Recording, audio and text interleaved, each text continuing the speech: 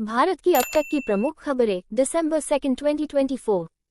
प्रधानमंत्री मोदी देखेंगे the Sabarmati report. प्रधानमंत्री नरेंद्र मोदी विक्रांत मैसी अभिनीत फिल्म द साबरमती रिपोर्ट देखेंगे। यह एक गैर राजनीतिक संदर्भ में पीएम की एक दुर्लभ सार्वजनिक उपस्थिति के रूप में महत्वपूर्ण ध्यान आकर्षित कर रहा है।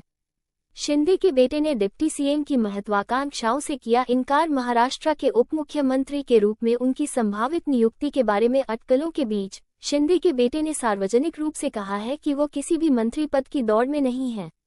ये स्पष्टीकरण राज्य सरकार के भीतर चल रहे राजनीतिक युद्ध के बीच आया है।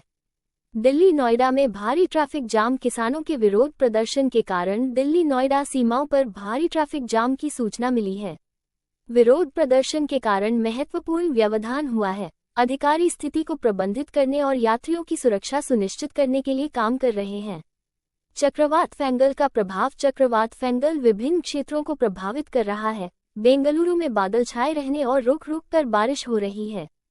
चक्रवात के कारण मद्रास विश्वविद्यालय में परीक्षाएं स्थगित कर दी गई है और प्रभावित क्षेत्रों में स्कूलों और कॉलेजों में छुट्टी घोषित कर दी गई है।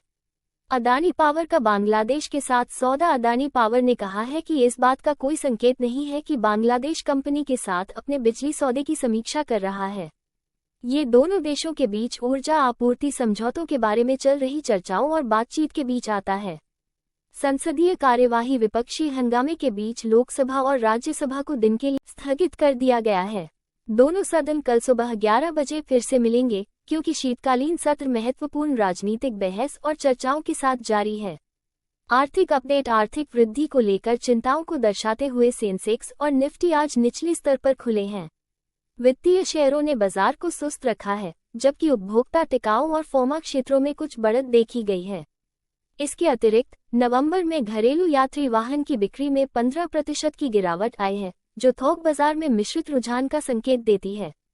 खेल हाइलाइट्स। खेलों में लक्ष्य सेन ने वर्ष की अपनी पहली खिताबी जीत के रूप में सैयद मोदी इंटरनेशनल 2024 का फाइनल जीता है।